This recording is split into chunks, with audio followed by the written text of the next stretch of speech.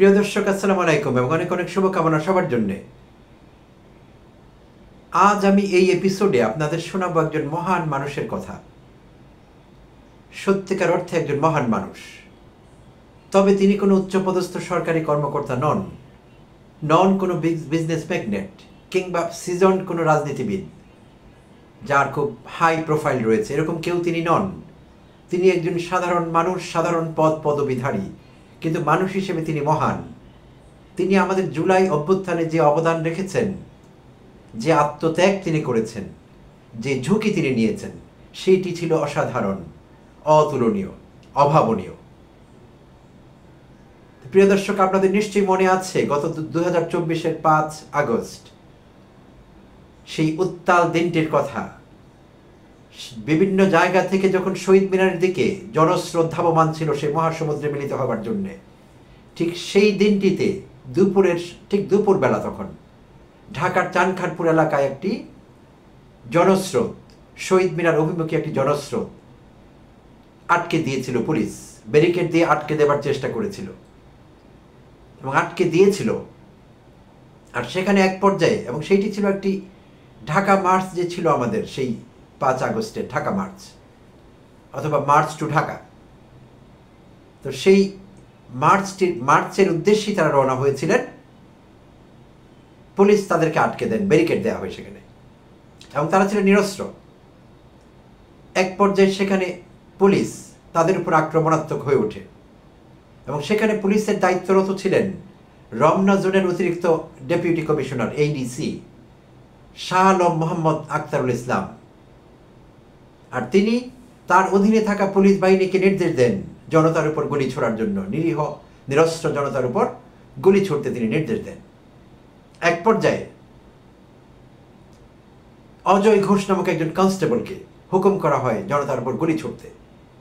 তার হাতে ছিল একটি চাইনিজ রাইফেল, কিন্তু তিনি অস্বীকার করেন।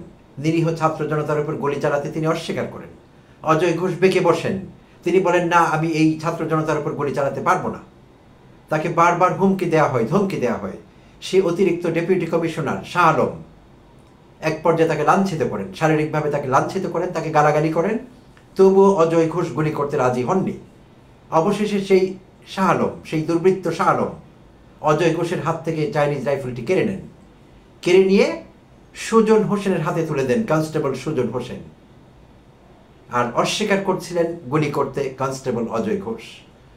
সুজন হোসেনকে দিয়ে দেওয়া হয় রাইফেলটি, এবং সুজন হোসেন তখন শুয়ে বসে নানা ভঙ্গিমে আরও 2জন কনস্টেবল সহ ছাত্র জনতার উপর গুলি করতে থাকেন।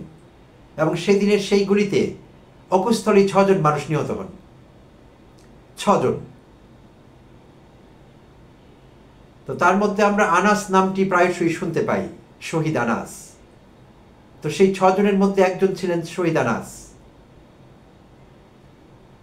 তো তখন যদিও এই গুলি করেও ছাত্র জনতাকে থামানো যায়নি, তারা এক পর্যায়ে শহীদ মিনারে চলেই গিয়েছিলেন, সেই জনস্রোতে তারা মিলিত হয়েছিলেন।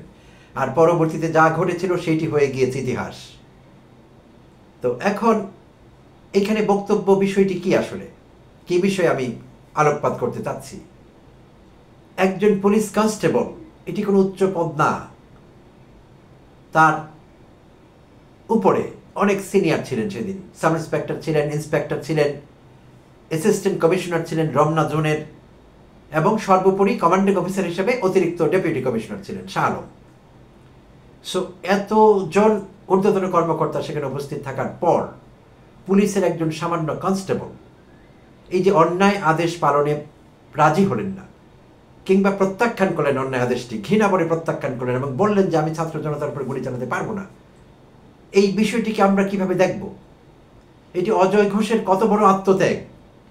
সেদিন সেই পুলিশের ঊর্ধ্বতন দুষ্কৃতিকারীরা, ঊর্ধ্বতন দুর্বৃত্তরা তাকে গুলি করেও মেরে ফেলতে পারতেন। তারা যেই জোশে ছিলেন, মানুষ মারার জোশ, সেই পিশাচ হাসিনার নির্দেশনা তারা পালন করছিলেন। আওয়ামী বাকশালীদের এজেন্ট হয়ে তারা সেদিন দায়িত্ব পালন করছিলেন সমস্ত পুলিশ ফোর্স বাংলাদেশের।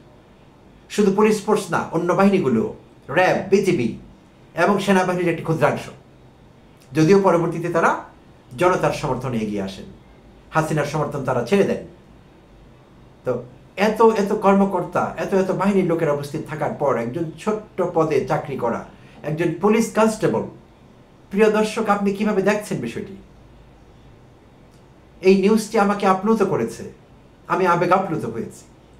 আমার ভাবতে অনেক কষ্ট হয়েছে যে দেশে একজন সিনিয়র সচিব, একজন সচিব, একজন অতিরিক্ত সচিব, একজন যুগ্ম সচিব, একজন ডেপুটি কমিশনার, একজন পুলিশ সুপার, সেনাবাহিনীতে একজন জেনারেল, একজন লেফটেন্যান্ট জেনারেল, একজন মেজর জেনারেল, একজন ব্রিগেডিয়ার জেনারেল, একজন ব্রিগেডিয়ার, সামান্য কিছু টাকার জন্যে, একটি ফ্ল্যাটের জন্যে, পূর্বাচলে একটি প্লটের জন্যে, সামান্য কিছু জাগতিক সুযোগ সুবিধার জন্যে যেই ঊর্ধ্বতনদের নাম নিলাম, তারা নিজের বিবেক শেখ হাসিনার কাছে বন্ধক রেখেছিলেন।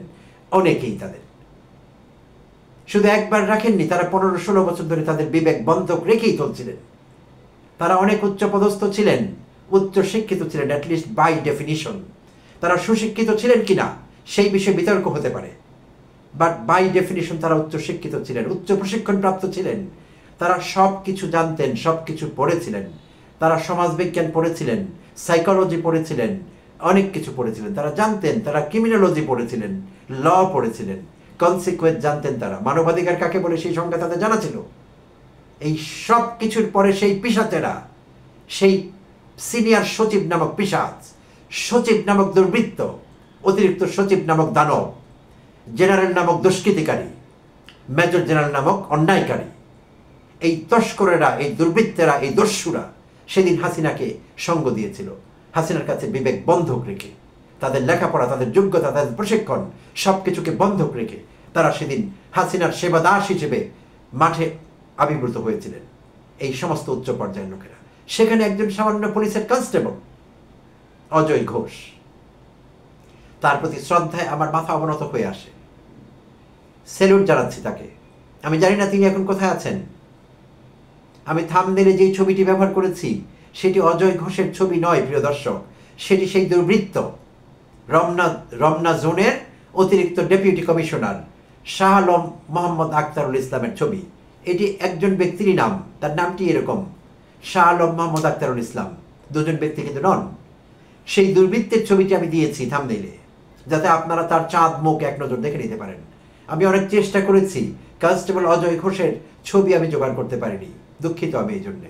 আসলে সেই মহান মানুষটির ছবি দেওয়া দরকার ছিল, আমি বাধ্য হয়ে সেই দুর্বৃত্তের ছবি দিয়েছি। তো এখন এই দেশে এগুলো ঘটে না, এটি একটি রেয়ার কেস, এটি একটি উদাহরণ, এটি একটি নজিরবিহীন ঘটনা, আনপ্রেসিডেন্টেড, এরকম কোনো প্রেসিডেন্স নেই, আগে ঘটেনি এরকম ঘটনা।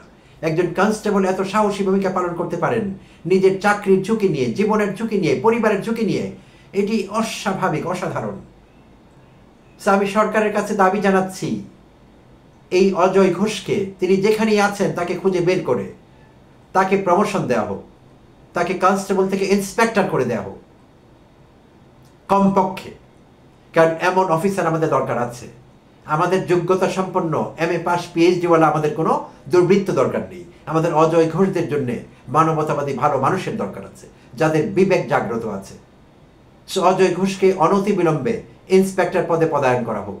শুধু তাই না, তাকে জাতীয় বীর হিসেবে স্বীকৃতি দেওয়া হোক, জাতীয়ভাবে তাকে সম্মানিত করা হোক, সরকারিভাবে তাকে এই সম্মান দেওয়া হোক।